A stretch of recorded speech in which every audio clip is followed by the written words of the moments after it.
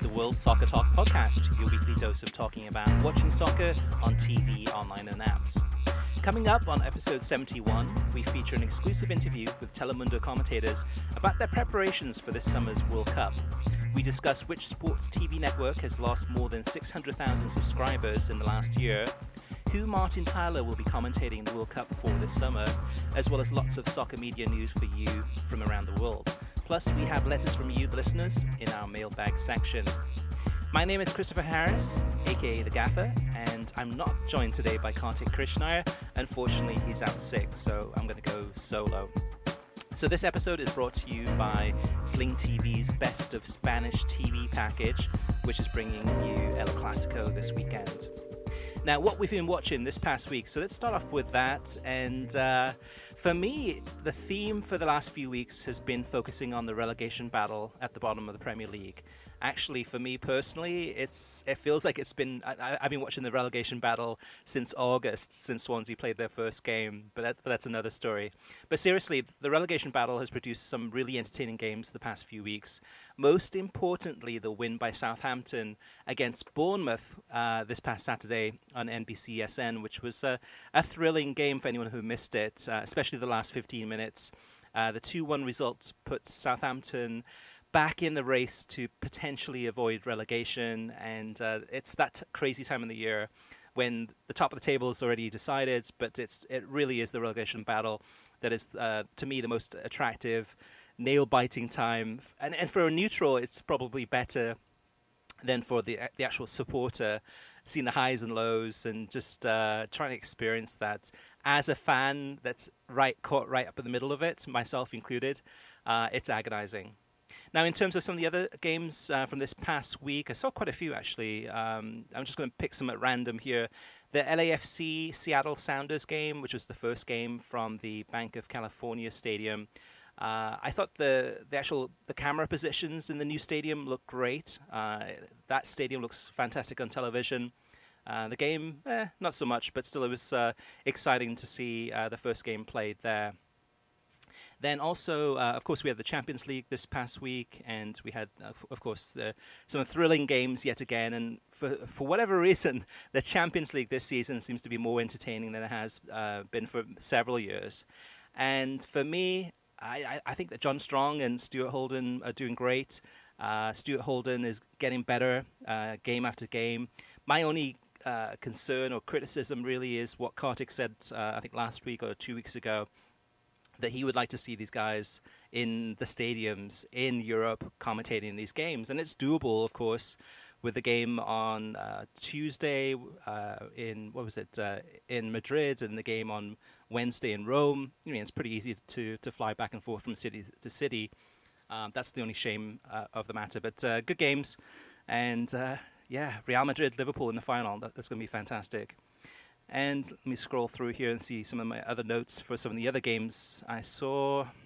Anything else that jumped out? The Inter against Juventus game. Another incredible game here from Serie A.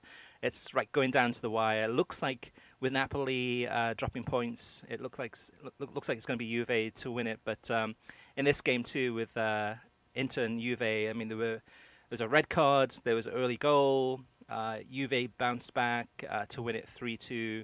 In an incredible game if you missed that one.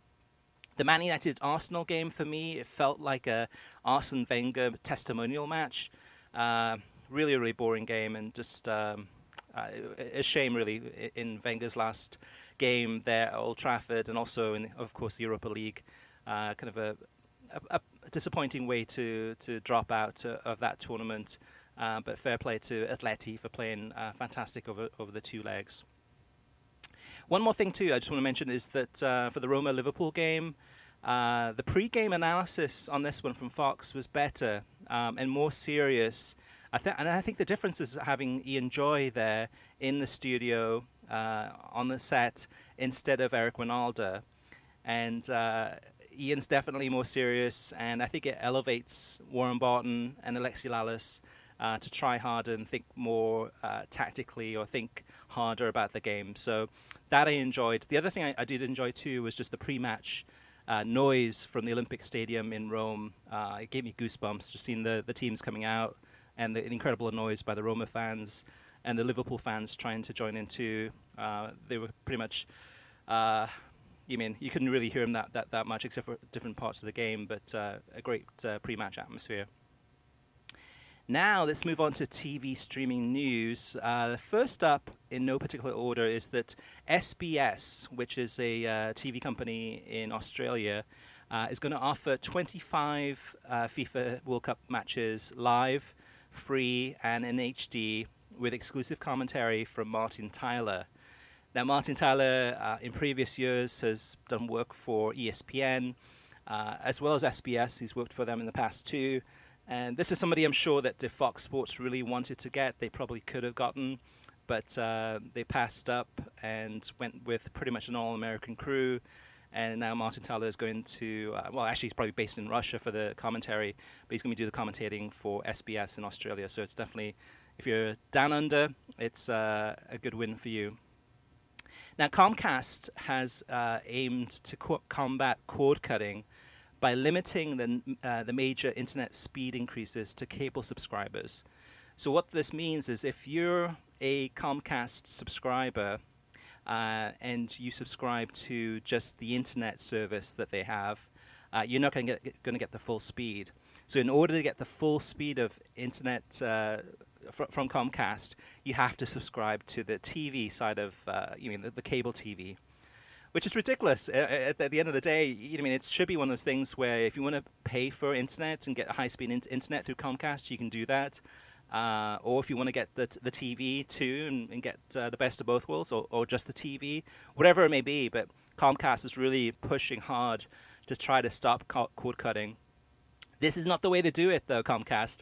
There's plenty of other options out there. Not always, though. In some areas, Comcast has a monopoly, but just definitely if you have Comcast and you're dissatisfied with them, just search around. There's usually some other competitors in the area. New ones are being added all the time that you can cut the cord and go with somebody else that doesn't basically hurt you for just wanting internet speeds or fast internet speeds. But strange moves. Strange moves by Comcast. I understand what they're doing, but it's pretty lowball tactics in my opinion. Now, speaking of cord cutting, Fubo TV is offering new Roku users 1 free month of live TV streaming. The new Roku devices must be purchased in the US at Walmart, Target, Best Buy, or Amazon through July 8th and will include 30 free days of sports, entertainment, and news on Fubo TV, which is priced at $45 per month. So if you don't have a Roku yet, this might be something you might want to consider and get a free month of Fubo TV. Now, big news in the UK and Ireland, and that is that 11 Sports has acquired the rights to La Liga, beating the incumbent Sky Sports. Now, Sky Sports has had La Liga for years. It's been kind of a part of the weekly recipe, so to speak, of soccer fans in the UK getting used to watching kind of late evening games there on Sky Sports. But starting next season, it's moving to 11 Sports. Now we have some news about El Clasico, which is going to be on this Sunday between Barcelona and Real Madrid.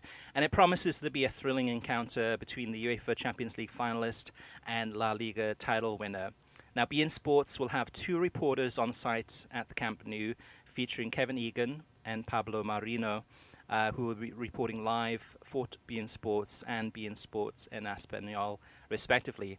For the English language broadcast on beIN Sports, the commentators will be Phil Shane and Ray Hudson. The Spanish language broadcast will feature Jose Martinez and Jose Hernandez and Jaime Macias. Now, with several different streaming options available, the one we're recommending for Sunday's broadcast is the Best of Spanish TV package from Sling TV. It's only $10 per month and includes both beIN Sports channels, both the English and the Spanish. Plus, it also includes Universo, Univision, Univision Deportes, Unomas, and a total of 23 channels in all. Plus, the best part is that they're offering a free 7-day trial, so you can sit back and enjoy El Clasico. So sign up for the free 7-day trial to the Best of Spanish TV package at worldsoccertalk.com/El Clasico. Again, that's worldsoccertalk.com/El Clasico. And last but not least, in the TV streaming news, this past year has been a bloodbath for sports TV companies. And ESPN, now this is comparing May 2018 to May 2017, so in 1 year, ESPN has lost 683,000 homes that used to subscribe to the channel and now do not. So 683 for ESPN. FS1 is down 103,000 subscribers, and NBCSN is down 200,000 subscribers, according to sports TV ratings. So what does this all mean? Well, I think all of us pretty much know that a lot of people are cutting the cord, getting rid of their TV or satellite or cable subscriptions and moving to streaming services. And this is another stat to show that. All right, so let's move on to TV ratings from this past week. Some big numbers that came through. It was 1 million viewers for Club America against Santos Laguna this past weekend on Univision. So again, Liga MX is getting some big numbers. The number that surprised me the most this week was the Real Madrid against Bayern game on FS1 and Fox Deportes. 961,000 viewers combined there, which is a fantastic number when you consider that this game was played during office hours, 2:45 to 4:45 Eastern Time in the US. Of course, we know that Real Madrid and Bayern Munich have lots of fans, but still, almost 1 million people watching this match around the United States. Swansea against Chelsea on NBC had 672,000 viewers. Man United had against Arsenal at 646 in the viewers. And LAFC against Seattle on FS1 on Sunday had 248,000 viewers. So a pretty decent number there. But Orlando against Colorado on ESPN on Sunday from 4 to 6 p.m. Eastern had just 173,000 viewers. So another disappointing number there. Okay, let's move on to Listener Mailbag. First one is from Steven Santos, who sent in this email. He says, hey guys, Fox forgot another good local announcer, Steve Cangelosi. He has done world feed games for Fox, ESPN, NBC Sports, etc. They really missed out by sending the whole crew to Russia to announce games. Yeah, and Steve was one of the ones that was on my list of people that I thought would have been included. I was really surprised that he wasn't, because he had been tried out by Fox. So Fox had, the last 2 years, tried out a whole bunch of different commentators, mostly for Europa League games, sometimes for some of the Bundesliga games on the Friday, kind of the less high-profile games. And Steve Cangelosi, who's been around the business for a long, long time as a commentator, was one that had tried out for a bunch of those games, but unfortunately didn't make the final cut. Moving on, a comment on the worldsoccertalk.com website, and this is from CSB. He says, thanks, guys, for a really informative podcast on the imminent Fox fiasco in broadcasting Russia 2018. My guess is that, like me, many fans will be working on their Spanish in the weeks to come via Andres. Next up is the Soccer Heretic, and he posted this through Twitter. He says, I had a lot of issues with the final weeks of Ronaldo's USSF candidacy, but his non-inclusion on the World Cup team by Fox is absolutely ludicrous. It's just another example of Fox Sports' bungling of sports properties. Fox Sports has become a network for low IQ viewers and beer-guzzling frat boys, not just soccer, but across the board in all sports coverage. I'd watch far more Bundesliga than I do if not for being a Fox property, Lallis and Holden. I'd also like to interject my own theory on why Major League Soccer and USSF are opposed to a Club World Cup expansion. Because most years they'd still fail to qualify for it, and it would become yet another competition that eats up their market share of soccer audiences in their own nation. Now, if you do have any questions, feedback, anything for us, or anything you'd like us to read out on there in regards to the soccer media business, television, streaming, apps, etc., you can always reach us via email through web@worldsoccertalk.com, as well as facebook.com/worldsoccertalk, and on Twitter @worldsoccertalk. Plus, of course, you can always post comments on the mothership, worldsoccertalk.com. Okay, so let's go ahead and play the interview that we did with, Kartik and I did with Telemundo Deportes. We sat down with Andres Cantor and Sami Sadovnik and also Miguel Gertzwitz And all three will be commentating the games from Russia, not from a studio in Los Angeles, but from Russia. They're going to be there commentating the games. And we sat down and we wanted to get a better idea of their preparations going into the World Cup. Also, what the experience is like of being in the commentary booth, in the stadiums, and some of the thoughts about some of the teams competing, such as Uruguay and Argentina, etc. So it's a really interesting interview. It's about 20 minutes long, so go ahead and enjoy. So, okay, 32 teams, 23 players per squad. That's over 700 players.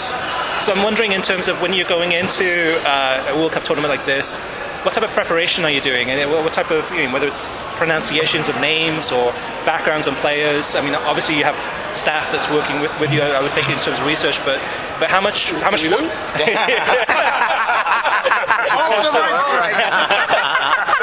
But what type of preparation are you doing, to get ready for the big event? Whether it's from, as a commentator or presenters or co-commentators?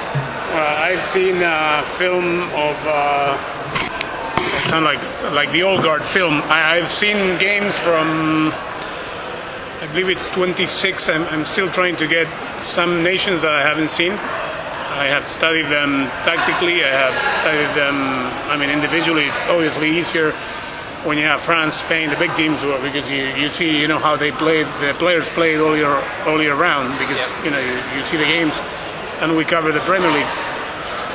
So I'm focused more on the teams that I haven't seen that much: the Russias, the Saudi Arabia, the Iran, the South Koreas, and nowadays the pronunciation.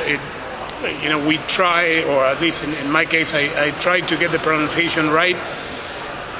It's not always easy when you have Russia playing Saudi Arabia and you're calling the game in Spanish to get it right. Sure. But the resources nowadays, compared to the old times, it's much easier, because sooner or later, if you Google or if you YouTube the name of a player, you'll find an interview where the guy is identifying himself. So it's you'll hear the Arabic pronunciation, the Iranian pronunciation. Sure. And you try to get as close to it as you possibly can, because we know that we are going to have a lot of nationals from those countries watching us because of our style. Right. Sure. It's almost the same. Yeah, we have to watch from the November FIFA days, the friendly games, and last March, almost 20, 25 games and national teams. Growing the tactically, and also the pronunciation, who's in the corner kick, who goes to for the past, Sure. to try to get the more information of everybody to deliver the best experience through the broadcast. Sure. How has broadcasting the Premier League helped you prepare for the World Cup? Because so many of the players that leave from various nations you've covered during the course of the season. Well, definitely it helps to watch them play, and you learn how they play. Being from different countries that are going to play the World Cup. The other day, lately, just like as a segue to promote the World Cup on Telemundo, we count the players that are playing in a given match in the Premier League that are going to be participating in the World Cup. And the other day, I believe, in between Tottenham and City, I believe out of the 22, at one point there were like 20 that were going to the World Cup. So it helps, obviously, because you get to see them play. But for example, you have a clear example on Vertonghen from Belgium. Yep. He plays left center fullback in Tottenham, and Bobby Roberto Martinez plays him sometimes out left on the national team. So it's interesting to see. You learn, you don't learn. You cover them on Premier League, you see them play, and then if they play out of position in the national team, you know what to say, and you're prepared to tell the audience that he played 63 games this year, playing as a central left midfielder, and now he's playing as a left fullback.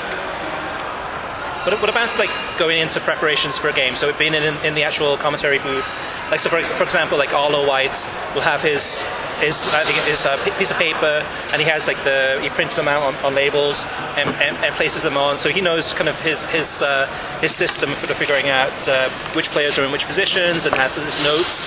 How much do you have any? I mean, for a lot of you guys, it would be in your heads, but do you have any kind of tools or things that you use in the commentary booth to kind of help you?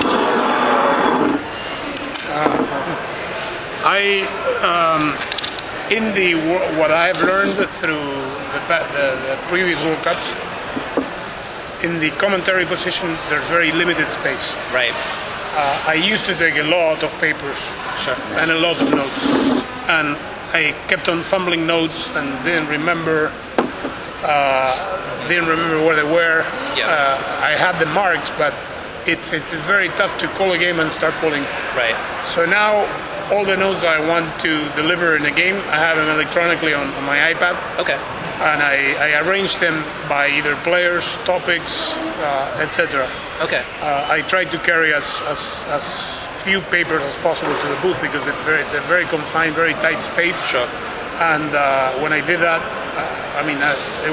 I prepared so many notes and so many stats sometimes that I use a quarter of them because I couldn't find them, because the game is so dynamic. Where's the paper, Sure.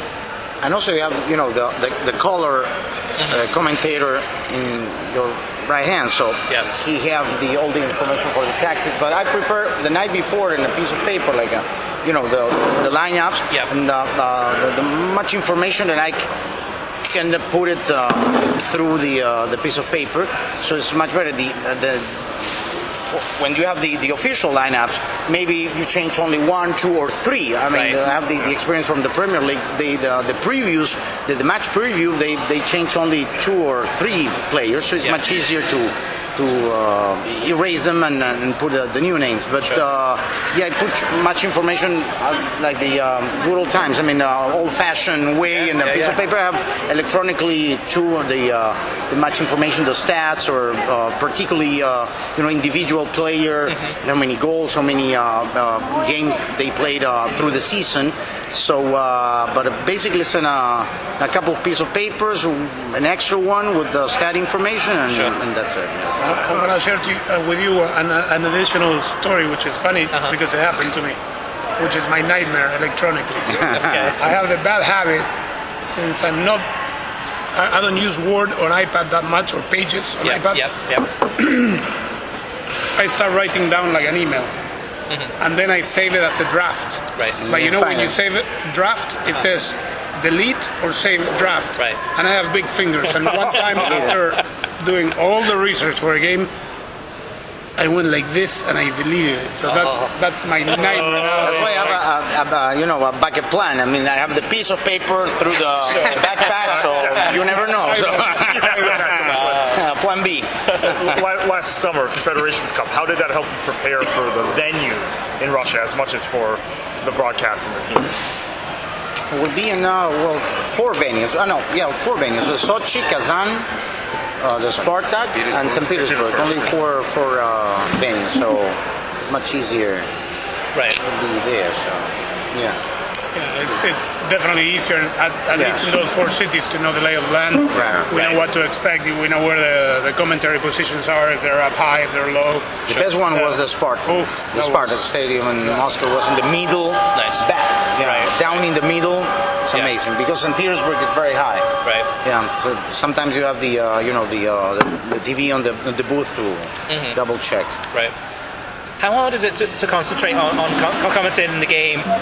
On television, sometimes you can hear the other announcers. Yeah. And especially in a confined space, I'm sure it's very confined. So, I mean, obviously you guys are pros, but is it difficult sometimes to concentrate and kind of just not listen to the other commentators or the other announcers? No, I mean, you hear them, but you can't tell what they're saying. Yeah. The biggest problem that I have, the biggest challenge, is not the commentators. It's the NAT sound. The NAT sound, The NAT sound in World Cups is extremely loud. And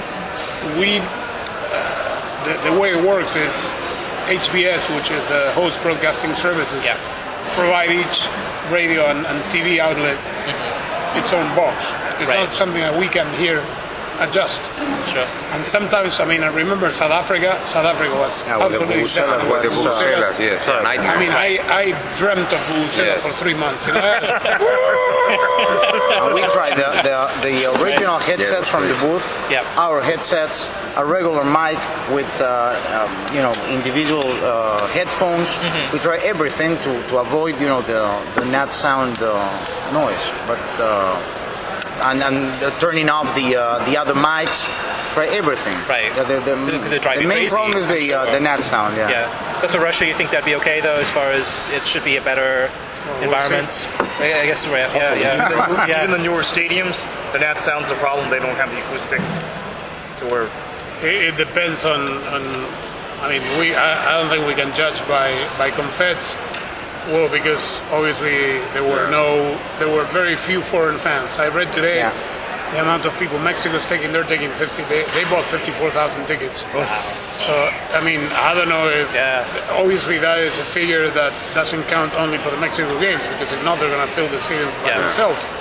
So when you have a contingency of 20,000 Argentinians in a stadium, it's going to be loud. And the mic is very sensitive, the mics from the headsets. So Right. yeah, I read, for example, 30,000 Peruvians will be in the first Peru, game. did you see the numbers? Peru is almost like Argentina, 37. 40,000. Yeah. How much does that help your broadcast, your commentary, whether it's presenting or whether it's co-commentating, the atmosphere? If the atmosphere is electric and it's It is. crazy, does that raise your game too? Does that give you kind of some inspiration or just some? I mean, does it make you try Of harder? course, it's a passionate game, so it helps a lot. Sure. These guys in play-by-play, I think they may feel something different. For me as a presenter, it feels different, especially when Mexico plays. So yeah, it means a lot. It means a lot for us. Yeah. How people live soccer. I don't know Russians. They're too quiet, but Right. Yeah. I wanted to ask you a question about Uruguay. Tavares has decided not to play any matches in Europe. Right? Their camp is in Uruguay. They're going to play friendlies in Uruguay and then travel to Russia. Is that unusual from the way you viewed this in the past? Do you think that's a good move or mistake? I don't see any bad in it. I think they're playing one farewell game in Montevideo, and then they're off. If that's what they're going to do, I find that. I mean, he knows his team. Yeah. He's got it. He doesn't need to play anybody and risk an injury. Players when you're 10 days away from the World Cup, sometimes it's not conducive to. The players don't play their best because they don't want to risk it. Yeah. So I don't see anything bad if that's what they're going to decide to do. you never know the pitch, the conditions of the pitch. So I mean, it's safe.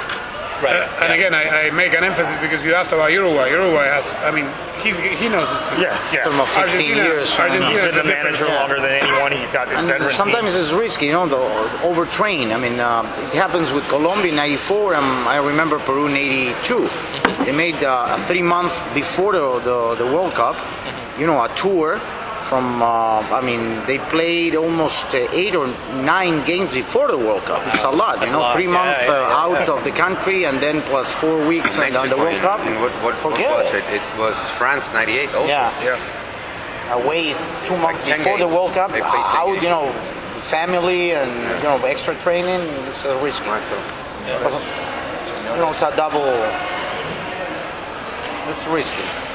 So now you have at least max of 3 games before the first official game of the And the World Cup. players are tired. Yeah, right. So They don't want- play a lot of games before Oh, yeah. the World Cup, so you Right. want to keep it safe. And I think also with Uruguay, there was the equation that he has players on Barcelona, PSG. They'll be playing late. They're both out of the Champions League, but he No, didn't know. Barcelona. Not anymore, right? He didn't know that when he made the decision. Right. Yeah. Yeah. What are the plans to go? I mean, when will you guys leave to go head to Russia and start getting used to the jet lag and arriving there? We all leave June 5th. 5th, okay. So you have about a week, kind of just. We come back December 19th. After a long vacation on the Caribbean. So you have over a week to acclimate and Before, Yeah, almost, it's really- Yeah. more than a week, yeah. for the jet lag and Right. Yeah. Yeah. So your schedule during the World Cup, you're moving city to city, venue to venue every day almost during the group stage. Almost. How do you manage that? That's a good question. I'll be in Moscow, so I'm going to be comfortable. That's You're going to be the For you guys, right. HBS. Yeah. Yep. Yep. Well, it's I cannot foresee how it's going to be. It's not going to be easy. At least in my case, I'm taking a lot of overnight flights to get from one place to the other, and sometimes calling games with little or no sleep, which is not conducive to helping my voice. But we will see. But it's like my friend Carlos Bilardo, world champion coach from Argentina, said in the World Cup, you don't have any. You're never tired. You're never cold. You're never hot. You're never hungry. You're there, and you gotta enjoy it. Right. And it's only a month every 4 years, so that's the way I approach it. Even though, obviously, at 55, it ain't gonna be easy when I was 28 like this. But we'll see. Afterwards, I mean, it's been a lot of work and preparation going into it, and it is a marathon. It's hard every single day. Afterwards, do you guys feel? Do you usually then just almost collapse and just need a break just because it's so much, so intensive? No, I can't sleep almost. No. Yeah, you have the excitement top, so you have to lay down. Depends who wins. Yeah, depends who wins, right. And try to rest as much as possible, be quiet. I mean, I guess I try to be quiet and irritated and prepare the next game. I mean, still you're on the road and have the next game and the next game, so... But try to rest and be quiet as much as possible after... Do you have any remedies for your throat to make sure the next match you call is... Like hot tea or hot tea or anything, or do you No, I tried some honey. I have some in the past World Cups. Every once in the World Cup, I have cortisone to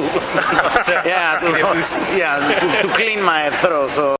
So I have some honey, hot tea. But not hot or cold. It's even worse or better. So yeah. What usually happens, I think your question was after the World Cup. Right. Even though you're very tired, you start getting World Cup withdrawals right away. Yeah. Right. It's so much fun. Yeah. You have so much adrenaline going in your system for 40 days, basically, or 35 days, whatever, that okay, you wake up July 16th, where's my next game? You're tired, but oh my God. Oh, we have to go then July 16 at 7:30. We'll leave the country. So we have to be at the airport at 3 a.m. after the final. So. Right. What's your sense around the expectations for Argentina? When I talk to Argentines, it's either they're expecting this team to do very well in this World Cup, or they're expecting them to crash out in the group stage. There's no happy medium, it seems. In Argentina, there is no medium but winning the World Cup. Right. I'm from Argentina, and I can tell you that we go into every World Cup with the aim to win it. There is, you will hear obviously everyone in the world of football that being in the top four and being in the top, getting to the final and losing it in Argentina. The group stage. Yeah. It's a big accomplishment, I guess. 30 years from now, Messi will sit down with his kids and say, I played in 2 World Cup finals, hopefully. Yeah. Or 2 Copa finals. Yeah. 3 Copa finals, actually. But he doesn't have the silverware to show, so that's the way we are, unfortunately, because, I don't know if unfortunately, it's fortunate that we have had since 1978 on, the expectations of the team to go all the way through the final. Yep. So I don't think anybody will be happy crashing out in the quarters, and it will be a huge negative story if they crash out against Iceland, Croatia, Nigeria. Yeah. So last question is, what one thing are you most looking forward to at this World Cup for each of you? What's the one thing you're most looking forward to? One thing. The opening game. It's been a long journey to get here. I mean, Telemundo has had the rights since October 25th, 2011. Yeah. It's like a dream come true to be able to call the World Cup on Telemundo.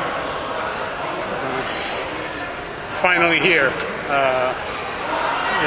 Russia against Saudi Arabia will be, for me, Argentina against Brazil. It's not the most glamorous of opening games, but regardless, it will be a match to remember when they tell you 3-2, you're on. Yeah. It's I get goosebumps just thinking about it. Me too. Yeah, of course, this is an experience. For me, my first game will be Uruguay-Egypt the next day after the opening in Ekaterinburgo. So that will be a very good game. And of course, broadcast and see my national team in the World Cup, because I remember it was a fun. I mean, I watched on TV in Spain in '82. So, and then for us, and for me, it's a great opportunity after 4 World Cups on the radio in this country and 2 World Cups on TV in my country, the first time, and the great opportunity to broadcast on national TV in U.S. and in Spanish with a great group of professionals. So for me, that's the main issue. Excellent. It's a dream job. It's a dream job. It's every broadcaster, every sportscaster that works in this. When you ask what will be your special event, they're always going to tell you the World Cup. So for us, the World Cup it's a dream come true. For me, it's my first World Cup in the United States. I made 6 in Mexico, and it's special because in Mexico you just focus on Mexico. It's a special story, and here you have all type of nationalities, so it's a great responsibility. So. Okay, so if you're listening and you want to go ahead and find me on the internet, you can find me at World Soccer Talk. Kartik will be back next week. You can find him on Twitter at KKFLA737. So thank you for listening. You can get a new episode of the World Soccer Talk podcast every Thursday. Every episode is released on SoundCloud, YouTube, Stitcher, iTunes, TuneIn, Audioboom, and WorldSoccerTalk.com. If you like the show, share it with your friends on social media and give us a review. Enjoy your football.